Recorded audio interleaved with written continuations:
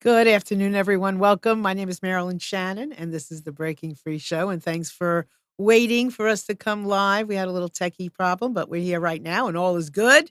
So thanks for being here. I'll say hi to Amnon. Hello, quick. How are you? Hello, Marilyn. How are you? I'm good, and you? I'm fine. Good. Good to see you. All right. So we're going to start with our show, and I want to remind everybody you are more than welcome to connect with us during the show. We have a chat. Feel free to put your name, email, your name, nickname, whatever you like, and you can ask questions in there.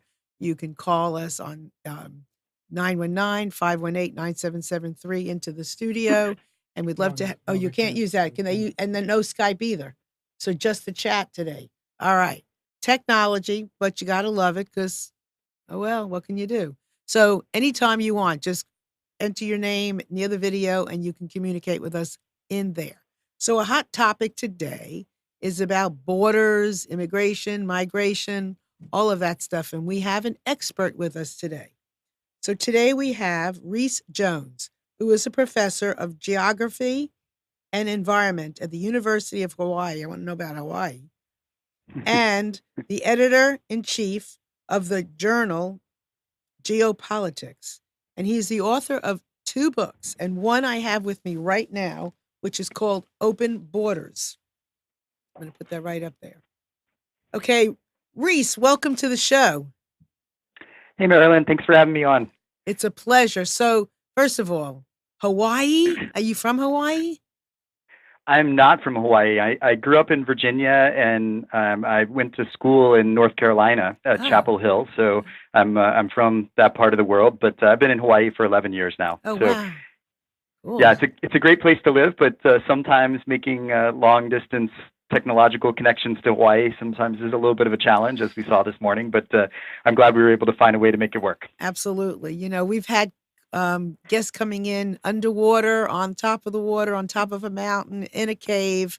But we always seem to make it work. So Hawaii's no different. So Yep. tell us more about you and your work. Yeah, so I've been studying borders for almost 20 years now, and while I've been doing that, there've been a lot of changes happening at borders. If 20 or 30 years ago, most borders around the world were relatively open and were not heavily guarded with walls, with a lot of security infrastructure there. They were not the kind of militarized, securitized spaces that we see today. So what my work has looked at is to think about what changes are happening at borders over the last 20 to 30 years, and then why those changes are happening, what's causing that, and then also the impacts that they're having on people's lives. What does it mean when we put all this security at a border? So let me ask you something. So 20 years, what was going on for you prior to that led you to want to do anything with borders? um, so I'm someone who has always been interested in maps and interested in looking at maps of the world and thinking about different places. And of course, what is a map other than a representation of the borders of different places? This idea that humans are divided up into these separate groups of people, and that can be represented on a map describing the Earth. But as I've studied borders, I've come to understand that there really aren't any natural borders anywhere in the world. All of the borders that we have are human ideas. They're a way of controlling a land, the resources, the people, and excluding other people from being able to come to that. And so I've always been interested in this topic. And when I started to become a scholar, it just happened to correspond with this really dramatic change at a lot of borders around the world. If we look at the walls, are probably the easiest way to kind of illustrate the changes that have happened. But a colleague of mine, Elizabeth Valet, and I have counted up the number of border walls around the world. And at the end of World War II, there were about 5 border walls anywhere in the world. And as late as the year 2000, there were about 15 border walls around the world, whereas today there's 70. So 3/4 of the walls that have been built around the world have been built in the last 20 years. And the purpose for those walls? Well, it certainly varies in each different location. It's hard to generalize across 70 different places that have built these walls, but there are a few things that tend to be what justifies building them. The first thing is that the I've mapped out where a lot of these walls were built, and many of them are on places where there's a sharp economic discontinuity across a border, where there's a relatively wealthy country beside a relatively poor country. Those tend to be locations where walls get built. A second thing is there's certainly a correlation with countries being afraid of terrorism. Many of the border walls that are built are justified for supposedly being something that could prevent terrorists from infiltrating a country. And then the third reason, of course, more recently, and this is tied to the first one, the economic inequality, is immigration is certainly a big factor. If there's a border where there are a lot of people moving across that border without proper documents, those tend to be places where these border walls get built. So you look at these walls and you don't and your opinion is they really are not working for the reasons that they've been put up. Is that what you I think think? that's well. I mean, I guess it depends on what reason they're put up. If the reason to put up the wall is to stop people moving across a border, walls are really not very effective at that. Walls are relatively easy to go over. For example, with a ladder. So if there's not someone there guarding it at every moment, someone can very quickly prop up a ladder and jump over a wall and 10 seconds, 15 seconds. Many of the walls have been built, have tunnels under them. The U.S. Border Patrol has found over 200 tunnels under the U.S.-Mexico border wall since they started building those in the 1990s.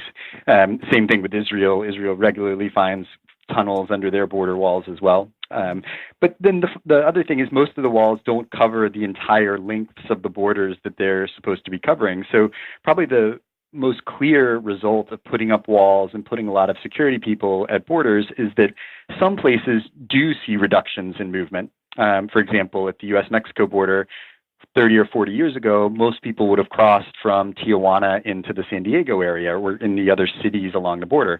Those relatively easy crossing points in urban areas have been closed.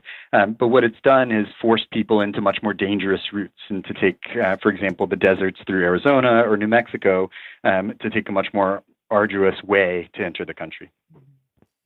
So you don't. So what do you see as the are there any benefits to doing a wall or borders or anything? Any benefit at all? Well, I guess so. These sorts of questions are there are different sides to it. It depends on whose benefit you're talking about. To get back actually to your previous question about are walls effective, I think there is something that walls are good for and that's as a symbol. And that was really illustrated during the last political campaign that building a wall and talking about closing the border can be a really powerful and effective way for a politician to motivate a section of society to support them. It draws on the fears that people feel about economic insecurity, but also cultural change. And so the idea of a wall comes to symbolize the closure of a country and the closure of a group of people. So walls work really well as a symbol of that sort of exclusion, as a symbol, I think you could say, as a racist symbol of who deserves to be inside of a country and who should be excluded from it and kept on the outside. So walls do work, right? But they work as a symbol, not as any sort of a tactical infrastructure to prevent people from moving. Right. So and I read some of your book and I've reading about you some. So as far as cultural, environmental, talk to us about some of that and what walls do. Yeah, well, walls definitely have an environmental impact when they're built in a border area. Most borders tend to run through fairly remote places, so they're often ecologically less damaged by humans. But when you build a big wall through there, put all the construction equipment in there, build the roads that are necessary to patrol it, and then put a lot of agents in there patrolling these spaces, it definitely has an impact on the ecology of those areas. It often cuts off migration patterns in those places because if the wall is meant to stop humans from passing through there, it also stops other animals that would normally have migrated across those ranges. Unfortunately, though, at the U.S.-Mexico border, we don't really know the full environmental impact of the walls that have already been built. So there are about 650 miles of wall already built on the U.S.-Mexico border that have been built since the 1990s. Most of it built in 2008 and 2009. But for all of those walls, there's a provision in a previous act, the 2005 Real ID Act, that allows the Secretary of Homeland Security to waive any laws necessary to build the border wall. And so they've waived dozens of different laws, from like Antiquities Act and things like that. But many of the ones that they've waived have been things like the Clean Air Act and the Environmental Protection Act, which would require them to do environmental impact assessments of building the wall. So we often don't know that clearly what impact these walls would have, because they were able to waive all of those environmental requirements when building it. Are there several scholars like you who are studying migration and immigration and borders? Oh yes, There are definitely. There's several. a whole community of us. Uh, But in terms of people who've been studying walls specifically for more than the last 5 or 6 years, mhm. they're really only a handful, three or four of us that have been doing it for a long time. And what is the inside scoop? What are your colleagues saying? I think we're mostly on the same page on this. That the walls are not effective at preventing movement of people through borders. They're really expensive. They're certainly not the most effective way, even if that was what you wanted to do to stop people moving across the border.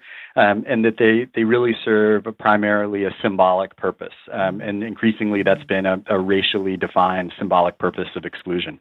So, do you think that there's any value in creating laws, structure, statutes that don't prevent people from coming, but make it fair for people to come? Do you think there's any value in that, or should it just be free and people should just come and go as they please? Well, so I would say that at the most basic level, movement should be a human right. And it is already codified in the UN Universal Declaration of Human Rights. Movement is the 13th clause in that declaration, and it says that movement is a fundamental human right. But that declaration does put some limits on it. It says that movement is a fundamental human right within a country. So, for example, here in the United States, there cannot be any limitations on your movement from Hawaii to North Carolina and back and forth. You're free to move anyway within that space. You're free to leave any country, according to that declaration, and you're free to enter your country of citizenship. But it does have the one fairly large difference in that, is that it doesn't say that you're free to enter other countries. So it does reserve that right of sovereignty for countries to prevent movement. But I would dwell on that for a second. If it's so important, if movement is such a fundamental human right, that if a country limits movement within their territory, and they're thought of as a human rights violator if they do that. Myanmar is often accused of human rights violations for limiting movement inside of their territory. Same thing with China, with their system that prevents people in rural areas from moving to cities. If that's so fundamental of a right that it makes a country a human rights violator, then why do we accept that countries can do that at their borders? What's the difference between those two things? So it scares me, because I think keep people from coming in keeps us from going out. What's to prevent Mexico or any other country from welcoming us in, or not, from the United States, Canada, wherever? So I don't really see a problem with that. Currently in the U.S., we have a system of free movement for the 330 million people who are citizens. That's a Yeah, but pretty why would large group of Mexico? people. Yeah, but why would Mexico welcome us in if we don't welcome Mexicans in, or we don't welcome Canadians in, or we don't? I mean, why is it okay for us to go, for us to travel over their borders? Uh, I'm not sure I completely understand your question, but Okay. I mean, to me, that we should be welcoming in both directions, that we should be recognizing the benefits of immigration and recognizing movement as a fundamental human right. And we should be moving towards a world where people are more free to move between different places. Now, could a system like that happen overnight? Of course not, right? I mean, that's not the world that we live in right now. And if we were to move in that direction, it would be something that would have to be gradual and would be done over a period of time. But what I do try to do in my work, and what the new book, Open Borders, looks at, is to think about what are the benefits for allowing more free immigration. And if we did move in that direction, what would it look like? What would a system be put in place that would allow people to move more freely around the earth? Well, that's what I really would like to talk about. So let's talk about that. Let's talk about what it would look like. You know, I'm of the opinion of the glass is always half full, not half empty. And when even with children, when you give them the right, when you share with them the right way to do something, it clicks. And that, so what's your commentary about that? What can we look forward to if we had open borders and we weren't worried about what some people are worried about now? What could we possibly enjoy? Yeah. Well, the first thing that I would emphasize is that there's a very clear and unambiguous and strong economic case for more open migration. The current system that we have that controls the movement of people and primarily controls the movement of the poor is holding down the global GDP. I'm not an economist, and so I don't do these economic estimates, but economists who do this sort of work have suggested that if there was completely free immigration globally, that the global GDP would double. Because of the increased production, the more efficient allocation of labor around the world. Because of that, people could move to where there were jobs and where there was opportunities, and places where there were not, they could leave those places. So there's a very clear economic argument for more open borders, and it's for pretty obvious reasons. When an immigrant moves to a community, they don't just do the job that they're doing, but they also rent an apartment, which fuels money into the economy. They take a taxi to work, or they ride the bus, which puts money into the economy. They go to the local market. They go to restaurants. All of that contributes to the larger economy. So studies in the U.S. have shown that for every immigrant that has come to the U.S., they've produced 1.2 additional jobs in addition to the one that they're doing, because of that economic contribution that they make to a society. So the economic case for more open immigration is clear and unambiguous, and is not really disputed, I think, by almost anyone. So there's that part of it. The other things that people are often, people use the word fear or afraid when they think about what more open immigration would look like. But the way that it's often described today, in terms of immigrants bringing crime, or immigrants bringing violence or drugs or things like that, the data also doesn't support any of those suggestions. If you look at the U.S., for example, immigrants across the board commit fewer crimes than citizens do. So the idea that immigrants bring crime with them is just not supported by any sort of data. So let me ask you something. Do you believe Yeah. that we should have, like Amnon came from Israel. He had to go through a certain process. We should have a process. Should we have a process, or should people just be able to come? Um, I think that we could do that. Both of those things could be argued for, but I think certainly, why not have a process in place that allows people to migrate more freely, that allows the vast majority of people who are law-abiding, who simply want to travel to work, to spend some period of time in another place, to do that. So, what would that look like? Well, like today in the U.S., anyone can take an airplane flight. But in order to do that, you have to present a document to do that.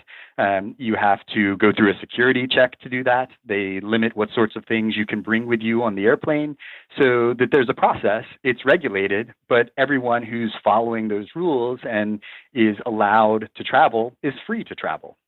So I would suggest that we could think of a system something like that. To aim towards at borders where the majority of people are free to move to other places around the world, but countries could continue to reserve the right to regulate that in some way, to check documents, to decide what things people can bring with them.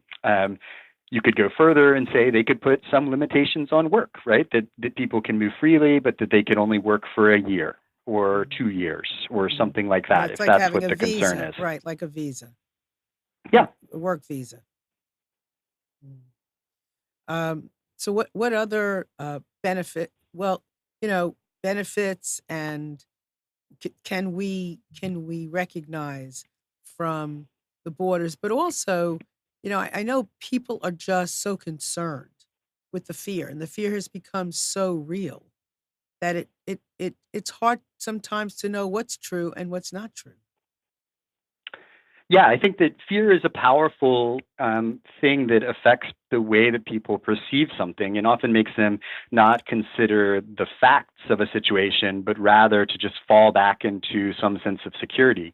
And I think that's why the politics of the wall is so powerful for a number of people in the US. The thing I would emphasize is if you look at polling, it's not a majority position. The majority of people, there Mhm. was a poll today by Gallup that found that 60% of Americans oppose building border walls. So the majority of people do not support that and do not fall into the fear that's produced by politicians to gain support for themselves.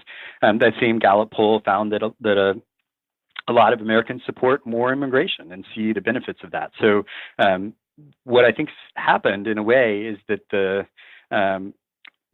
President Trump and the Republicans are pretty good at moving the Overton window. I don't know if you're familiar with No, this I'm not. concept, but it's yeah. So the Overton window is kind of the boundaries of what's acceptable public discourse. And so in the issue of immigration, the way that it's been discussed and framed by politicians and by the media, the way that it seems today is that the options are essentially our current position, all the way towards some sort of completely walled border with almost completely closed immigration and not letting any refugees in at all, right?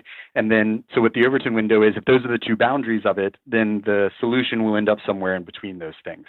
So what I try to do in my work is to move that Overton window a little bit more in the other direction, to talk about the benefits of immigration, also the long history of immigration into the United States, and to try to dispel some of these rumors or untruths about the economic impacts of immigration, and the idea that immigration brings crime and violence. I mean, those things are all untrue and are designed to create fear in the population rather than talking about the facts of what an immigration system should actually look like. So where are you basing your experience, your research on? I mean, I find it very interesting when you were talking about the environment, and if you're keeping people out, you're keeping animals out. I mean, I find that to be very interesting. But what are you basing besides historically? Things are changing now. Look, I am not for a wall, but at the same time, I have questions one way or the other. So Right. so what are you basing and things have changed, the environment's changed, the people we're dealing with has changed, or has it? I mean, can you base your premise on what was, and is it the same as it was? Are the now? Does that make sense? Yeah, I understand what you're saying. I mean, just maybe we should first kind of talk about what was, and Okay. the reality is that the in the U.S., for example, there was not any federal immigration laws at all until 1875. So almost 100 years after the Declaration of Independence, did the U.S. put any limitations at all on who could immigrate to the country. There were, as a side caveat, there were at the state level, individual states did have some rules about who could migrate to their individual states, but there were no federal immigration laws until 1875. And if you look at those early laws, they're often about race. They're about excluding racial groups from entering the U.S. The earliest ones target the Chinese and try to put limits on Chinese immigration. So that's what the 1875 Page Act did and the 1882 Chinese Exclusion Act. And that continued through the 1924 National Origins Act, which is a race-based rules about who could immigrate to the U.S. So the reality is that the U.S. did have open immigration for 100 years, Oh, wow. and the reason that immigration laws were put in place was racial exclusion, was to prevent people who were perceived as not white from entering the U.S. in order to protect the white vision of what the United States is. So the origins of immigration laws are racial exclusion. And I would suggest that they've continued to serve in that same sort of a role of limiting particular groups of people from coming into the U.S. to protect a cultural version of what the country is. Mhm. I'm not, I'm not, he is, I'm not and I are somewhat on opposing sides. And so has some things he'd like to ask, and I think it would be relevant to Uh, what we're talking about. Okay, yeah. there are things that you mentioned there that are only halfway correct, in my opinion. You were saying Okay. The movement, freedom of movement. You say anybody can get on a plane, and you just have to Present present documentation. documentation and what you're taking to. I'm assuming you're talking about the TSA. But Yep. nobody can just get on a plane and go to China, because China will not let you in. You have to obtain a visa. Most of the countries in the world, you have to obtain a visa first and then get on a plane that will take you there. So we can't Right. say that anybody can get on a plane and go anywhere they want. Right. Yeah. No, I'm talking about inside the U.S. So I was giving Inside an the U.S., example you of are what absolutely a future immigration system could look like, and it could right. look something like that. That there are rules about the documents that you have to show to Right. cross a border, and that you would have to go through a security check to cross a border, and that a country could put limitations on what you could carry across it. But what I'm suggesting is that's a model for what a future world of more free immigration could look like. Okay, and the other thing is you're saying that walls are, what was the word you used when they exclude people? Is that what we're saying? That Is that is that the word you use, exclude? it's the Yeah, it, they're meant to exclude other groups of people. That's okay. they're So a if symbol of that exclusion, right? Of okay, that inside outside space of a country, of creating the idea Exclusivity. that there is a inside of the country and another Right. group on the outside of it, and it comes to right. symbolize that exclusion. Okay, so if we put a wall on the southern border, who are we excluding? I don't understand. Yeah, so it's symbolizing that this country wants to close off its space and wants to exclude the migration of people from other places Uh, into that territory. this is what I don't agree. If we built the whole wall where it wants to be built, you think that people are not going to be able to go from the States to Mexico or Mexico to the States? Is that Oh what? no, absolutely not. That's what I'm saying is that the wall, in terms of a tactical object controlling movement over that space, is not effective. Rather, it serves the role as a symbol, as Right. um, But it's creating the idea of who can be inside and outside. but it doesn't mean that if there is a wall that people cannot go from the States to Mexico or come from Mexico into the States. But The only thing is they're going to have to go through official doors, official gates, official passages. That's all, right? They are Sure. not Yeah, of course, there would still be the crossing Right. points where people can come Right. with the documents and follow whatever the rules currently are, limiting their movement across those Right. areas. But people, of course, will continue to use other means as well. What- That the entire reason that smugglers exist is that there are these rules about who can move across a border, and so smugglers exist to move people outside of those channels. And building a wall on a border will not stop that. It will just continue to move to different places to cross over a border, whether that means the tunnels that have been put in place already, or bribing officials to go through the crossing points, or producing fake documents to go through those crossing points, or to come to coastlines and cross that way. okay. So Building a wall will not control clandestine movements to Okay. the United States. all right, and that's again something that I've got a problem with the wording. we can't say that it will not do anything. A wall is not a 100% solution, absolutely. And knowing the wall that's between the West Bank and Israel, I know that it stops a lot, but still people come in. So the way that I would word it, a wall will not stop everybody, but it will slow down the movement. And then we'll have to deal with tunnels. And with tunnels, you can also, it will stop a lot of people from doing it because the little guys that bring with them a little bit of drugs or whatever and they come across will not be able to do it anymore.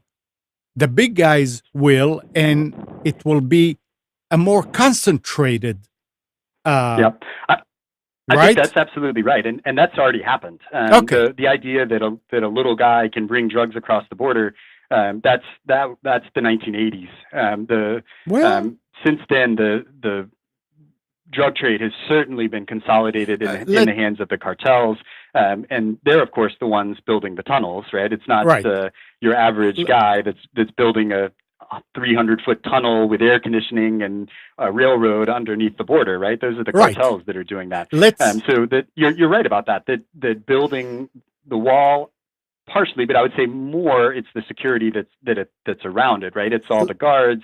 It's all of the surveillance infrastructure. Mhm. Those things certainly make it harder to cross a border. Right, There's no doubt about that. right, And it forces people to use those cartels and to go with the human smugglers. right. And I think you're right about the West Bank as well. I've done research there. I spent an entire summer doing research on the wall in the West Bank, and it absolutely makes it harder to move from the West Bank into Israel proper. But it absolutely does not stop movement across that It doesn't. border because It it's doesn't. not complete, first of all, but then secondly, there are all of those crossing points where Israeli settlers, for example, have the freedom to move back and forth. But there are, of course, lots of other people that use those channels as well, But clandestinely. Reese, So, can I ask you a question? But doesn't it yep, slow it, even if you agree that it slows it down, but isn't that slowing down just temporary?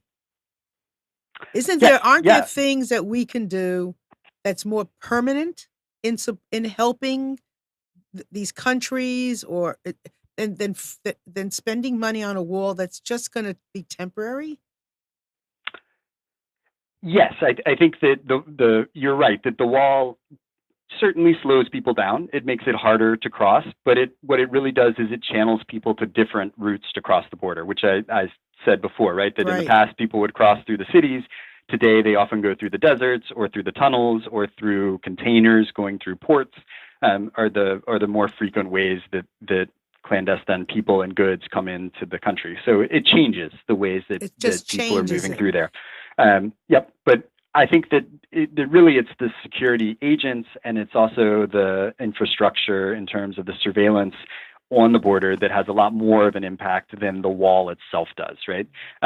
But to get to the second kind of implication there was, well, what if we instead spend that money on development in other places around the world?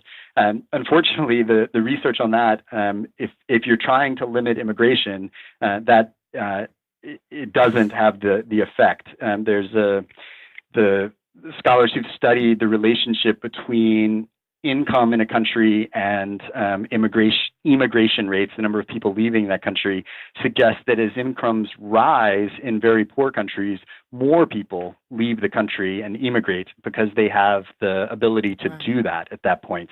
When we see who's migrating, often it's not the poorest of the poor, right? It's not people who are destitute, are living day to day in terms of income. The majority of people who are migrating are people who are migrating for work, and are middle to lower income in their country, but they have enough money to pool together with 10 or 12 other families and pay to send someone to make the trip to the United States because it's very expensive.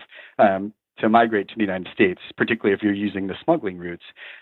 So the research suggests that as incomes rise, it produces more people migrating from the poorest countries. And there's kind of a point, it's somewhere, I probably shouldn't say an exact figure because I don't have it right here at the top of my head, but roughly in the $10,000 per year average income in a country that we see that level off, and then it starts to decline after that. So the idea of doing development projects to deter migration, it doesn't. The data does not support that idea. Wow. I never would have thought that. I was going to just hold on to my hippie head and I was going to say, well, let's just give, my husband and I, we talk about this all the time. What about if we just, build hospitals, build schools, infrastructures that will make a difference so they want to stay where they are and they're not going to, I think we as tried that. I think we criminal, tried. We give money all over the world but, for that purpose. but what, so what? It's corrupted governments down in South America that are taking that money and not spending it where it was intended to be spent when we gave it to them. Well, Case in point is all these countries that with all those people that are coming through from, where was it? Just now that they were crossing across Mexico, Honduras, or the other, El Salvador. Yeah, we give them money, but the government is taking it and going partying. I don't know. It doesn't work. It doesn't work. And I don't. In my opinion, I don't think we should give any of these countries anything before we take care of our own people and give them something. All the homeless and all the people who are destitute here. But let me take you back. I'm certainly in favor of providing more services to the poor here, and I would say that I agree with you halfway on the idea that there's been a lot of corruption and that aid money doesn't always get spent in the ways that it should be spent. I don't think anyone can dispute that. Right. But I would say that there's the other side of that, in that there's also a long history of the U.S. intervening in the affairs of countries throughout the Americas. And not allowing the countries to use the money in the way that they might want to spend that money either. Possibly. Whether that's through the IMF and the World Bank, which have very particular rules about how aid money can be spent, to interventions that have happened by the U.S. or by groups supported by the United States. So I think that there are multiple reasons that there's instability in some of the other countries in the Americas. It's not simply just the corruption of the elites. Yeah. All right. I want to take you back, and I know you said you're not an economist. When I came here, I had to prove that I have a way to support myself. Otherwise, I wouldn't be able to come. Now, I know you're saying that it's nice to have open borders and people come in and they get on the bus and they go to a movie and they eat in restaurants, but you forgot to mention the other side of it. That they come in here and a lot of them learn how to play the system. They're getting welfare somehow. They're getting free food stamps. They go to hospitals for free. And that puts a load on us because that hospital has to show profit. And when they have to give so much free stuff, somebody has to cover it. So our insurance goes up so they can balance it. There's a lot of things that yes, if you want to come in here, like all those migrants that are coming to work in the fields and all that, and at night or the end of the week, they go back to Mexico. They are not using the system. They're making money, but they're not squeezing money out of the system. That would work, but it doesn't work like that somehow. Somehow we allowed them to play with our system to a point where we are hurting, and now we say, we shouldn't stop them from doing that because we got used to that. Well, I'm sure that there's a good research. Yes, there has been a lot of research on this. I don't have the data right here in front of me, unfortunately, but I can summarize what scholars have found about this question. So the data suggests that when a new immigrant comes to a country, whether they're a refugee who's often coming really are the poorest of the poor and often have very few skills with them, all the way to like a fairly wealthy immigrant who's coming to do a more high-end job, that there is a period at the beginning when they first arrive where they take more government services than they pay in taxes. Mm-hmm. And there have been studies to look at exactly how long it takes for them to kind of become, break even on that. and I think I've seen various figures, whether it's 3 years of being in a country. Another study that looked specifically at refugees. So again, people coming with no skills, no language, and no money. That it took 7 years for them to be break even in terms of the amount they were paying into the system versus the amount that they were taking out of it. So that it is true that there is a period of time where people who have just migrated do take more services than they're paying in. I would caution, though, that when we think about that argument, we should also look at the fact that making that argument would suggest that we should also look at citizens who are taking more from the system that they're paying into it. And it doesn't make any sense to suggest that they shouldn't be able to receive government services. So I'm not sure that there's a really strong logic to the argument that we should be so concerned about whether immigrants take services or pay into the system. But regardless, all of those studies suggest that there is a point, whether it's 3 years to 7 years, somewhere in that range, where immigrants do start to contribute the amount that they are taking out of the system. So it's a very short period of time, I would suggest, for immigrants to become self-sufficient when they come into a country. So you're right, but I would say that it's not as big of a concern maybe as you're making it out to be. The thing that I would suggest is that if that's the biggest concern, that instead we should create a system where people can travel freely, right? They're free to come, and then they have the proper documents and they pay taxes. Their employees have to pay them a fair wage, right, based on the minimum wages that we have, rather than something under the table that's for only a fraction of what the minimum wage is.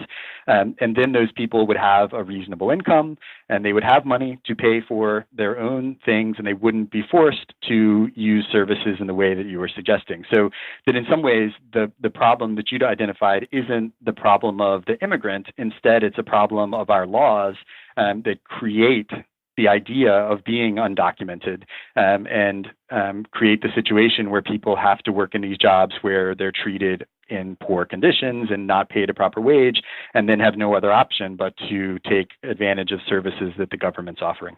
I agree with you 100%. It's not just the immigrant, it's the system here.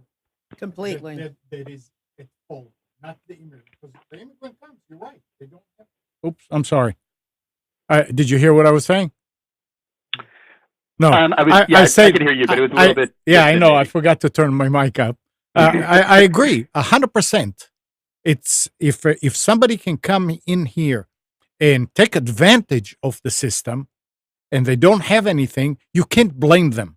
But for the system not to create a situation where that person may feel like, okay, I'm part of this society. I'm going to do this. I'm going to do that. I'm getting paid like I should be. Then I should do that. And integrate them in works a whole lot better. Instead, we're just letting them do it.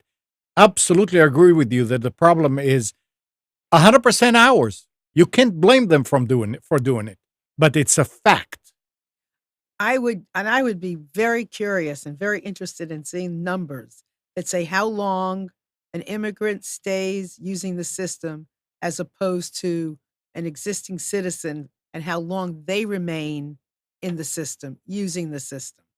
I venture to think that there are many immigrants that get out of doing that, whether it's the 3 to 7 years, but they get out as soon as they can and they start paying and they do all that. Some do. As opposed to many of our citizens who just stay using the system. Right. Yep. So it's very and the other thing that you're right about the way the system works now, what happens to a lot of immigrants who come is because they don't have the legal documents, they end up paying into things like Social Security and Medicaid because it's taken out of their paycheck. But then, of course, they can never access those things because they're not citizens, so that they pay into a system that they will never get any benefits out of.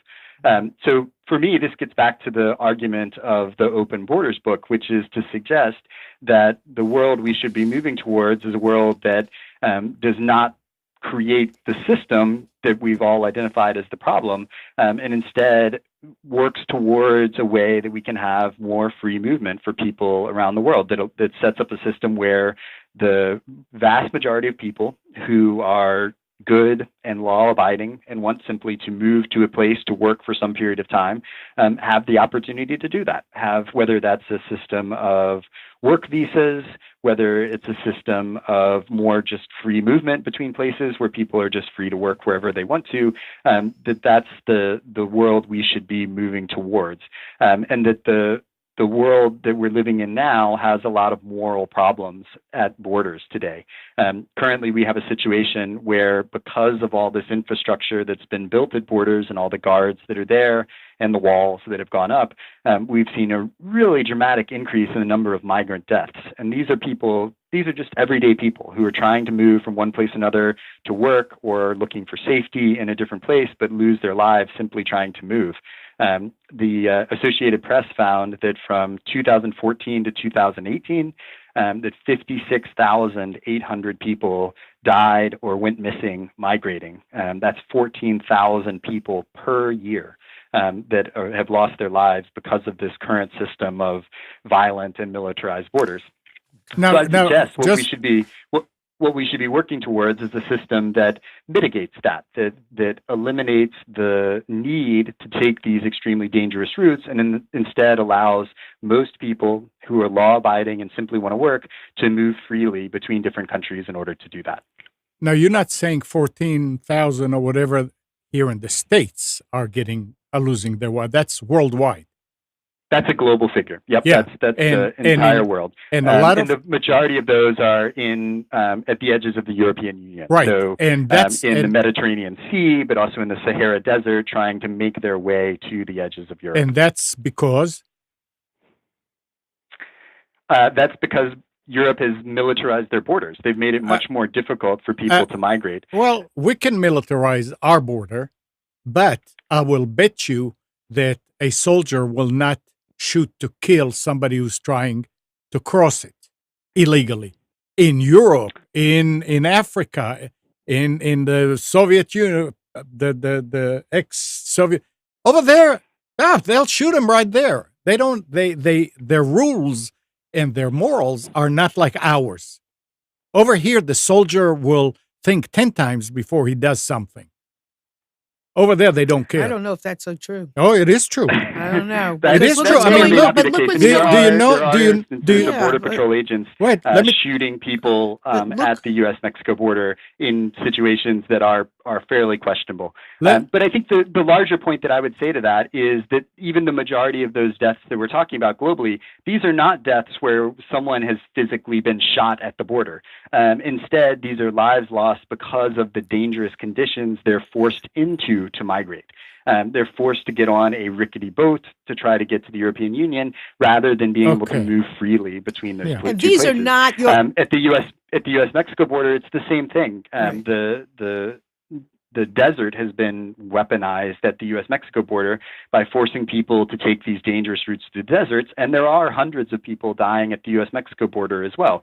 That's a form of structural violence, right? It's built into the system with the assumption that people are going to die when they take these more dangerous routes, and the notion is that that's going to deter other people from trying, but that doesn't take away the blame for why those people died. Yeah, right. I can't argue that. You know better than me on that. I can't argue that. I just don't see the people that are coming through the borders now, the ones that we're so worried about. But you don't see them. I know, but I just so you can't say that. You are not. You're sitting in Raleigh. You're sitting in Raleigh, North Carolina. Right. You're not at the border. You don't see what's going on. So I'm just sharing either. my opinion. Yeah. So I don't see people coming to the borders are the biggest threats criminally. Criminally, I think the people that are the ones that we really are looking out for and worried about, they're not coming at the borders. They don't need to do it that way. They're going to come in they're going to come in with fake papers. They're coming in a different way. And they're not coming in climbing a wall. Right. But if there is a wall, then they have to go through Who are you keeping out then? Yeah, I agree with Marilyn here. I would add two points to that conversation. The first one, Ammon had suggested, that you're in Raleigh, North Carolina, and you don't live at the border. But actually, currently in the House of Representatives, I wish I had the exact number, but I want to say there are 9 U.S. representatives who have districts along the U.S.-Mexico border, and none of them are in favor of the wall. So all 100% of the people in the House of Representatives whose districts are on the U.S.-Mexico border are opposed to building a wall on the border. And that's been my experience in most border places that I go to. The closer you get to the border, the fewer people are in favor of walls and all of the security. That really this border debate that is happening in places like Raleigh or Iowa or Kansas. Those are the places where people feel like we need to have a wall, not the people who actually live there at the border. The second point, and that Marilyn was making as well, and I think it's a valid one, is that the people we probably should be most afraid about, and I think that terrorism gets overblown in terms of the risk that it really is, but it's real, right? It's a real risk. There are groups of people out there, small groups, but they exist, that want to carry out an attack and want to do terrorism. It's real. It exists, right? But like if you look at where those people come into the U.S., for example, the people who carried out the September 11th attacks, every single one of them came in through an airport, and all of them came with valid documents when they did it. They, of course, overstayed those documents afterwards, but they had valid travel documents. So building a wall would have had no impact on something like terrorism. The one last point that occurred to me as I was saying that, we've spent all this time talking about the wall and people crossing clandestinely across the open border space. But actually, the majority of people who are in the United States right now, undocumented, did not cross that way. They came with a valid visa and have overstayed it. So if that is the biggest concern, then looking at the border isn't even the place where that's actually happening. I agree. Again, it's the system. So that's why we need to put money in the I system. mean, I not remember in a when I wall. came and my papers expired for 3 days because it was a weekend. I was scared to death to go outside. I did not go out. Came Monday, Yeah. I went right away to the immigration office and renewed it. But today, oh man, I'm not, I have I don't- a whole city. That it's. I mean, I always take it back to the basics, and I ask everybody that argues with this: do you have a home? Do you lock the door? Maybe you have a fence. Yeah, it's to keep the dog from going out, but it also to keep something from coming and hurting the dog. Or you just want to have an 8-foot fence for privacy. All of that stuff is in our own world. And here, the United States is our home, and we're just trying to protect it. That's all. I mean, So, you don't tell your I think- kids. Yeah, people make that analogy quite frequently, but I don't really think it's a very apt one, because Well- when you're talking about a house, you're talking about private property, whereas in the United States we have lots of public spaces. Right? No. But What I would suggest is that having open borders and allowing free movement would not affect your ability to have your private property, to put the wall around your house and do whatever security you want to do at your house. But it shouldn't affect how people can use the public spaces within the country. And indeed, we already have a system of free movement within the United States, right? We have the ability, 330 million people can move freely anywhere in this country. But they can and that hasn't affected private property. It hasn't affected your ability to have security in your house. It just allows people to move freely around. And it also allows people and businesses in other houses to allow those people into their houses if they want to. They can rent their apartments to them. They can sell food to them. They can have them frequent their businesses, right? But the way the current system is working, by closing the border in the way that we do and drastically restricting movement, you're in a way restricting the rights of the other property owners, right? You're telling them you can't sell your goods to these people who would come here otherwise and buy them. You can't rent your apartment to these people who would otherwise come and rent that apartment. So in a way, you're violating the private property rights of those other people. Reece, I just wish that you change the way you say we are not trying to close the borders, quote unquote, like you said. Restrict movement between the two countries, yeah, but don't say we're trying to close our border. We're not trying to close our border. We're trying to make a border. Just have a border. But yeah, people can still come in and out. When you tell people that, oh, they're closing the border, that's not true. You're right. That was probably an No, ill-advised phrase. I But I would understand. also say that we shouldn't restrict movement between those Yeah, places, right? The no. idea that we have a real need to restrict the movement between different areas, I would say is just not really a valid need. Instead, we should be looking to open up and allow more immigration to address those moral questions of depths at borders that we're seeing right now, for one, but two, to improve the economy of the United States by allowing more workers to be into the legal, organized system of the economy, and to recognize freedom of movement as a human right. Well, I agree with you. I don't know. I don't know about. I think we need a system. We need a better system. We need a better way. We need a faster system that works quicker. Because I know plenty of people who have been trying to get, trying to get their papers for years and years and years and years and years and years and years and years and years. So I totally agree with you, and I think that we're implying something, and we're implying that this fear is so real. And we're really not addressing the issue that we really want to address. We're addressing something else when we could be addressing it all in a different way. So I would love for you to share. I keep holding up your book. You can't tell because you can't see me, but every time we talk about it, I'm like, I'm holding it up. So why don't you go ahead and share about your book, where they can find it, and just some more about it, so that our audience will be able to find it and read it and enjoy it. Yes. So the new book that came out is called Open Borders. It's with the University of Georgia Press. You can get it anywhere online, like Amazon and things like that. And what that book does is it thinks through some of the things that we've been talking about today, which is what are the arguments for and against allowing more immigration? And I, in the book, advocate for more. And then it thinks a little bit about what would that look like? What would a system of more free immigration look like in the future? And so it's trying to provide an alternative to the arguments of heavy restrictions and limiting movement at borders, to argue that there are valid arguments to saying we should allow more people to move freely around the earth.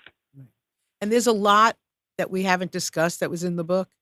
So I highly recommend that. This is a wonderful opportunity to get some more insight in things that you might not have thought about, and maybe you have, but more validation. So I want to thank you so much for being here. And I know it was a little crazy in the beginning, but you were terrific. And hopefully in the future we can ask you to come back again and go into some more of what's in the book. Okay, Marilyn, thanks so much for having me. And nice to talk with you, Aman. It was good to have the debate. I appreciate it. Thank you. Thank you very much. I appreciate it. Take care. Okay. Bye. Okay. Bye. And everyone have a wonderful day. We'll see you soon. Bye.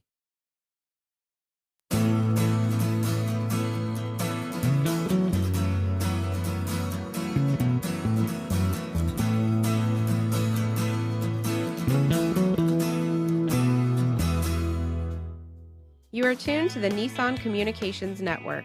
If you tuned in too late, you can always watch each program in its entirety or download an MP3 audio file of it in the archives section at nissancommunications.com. Don't forget to subscribe to our YouTube channel, follow us on Twitter, and like us on Facebook. Sponsored by Telestream's Wirecast software, StreamingGear.com, Carolina Apparel, and DeltaForce.net.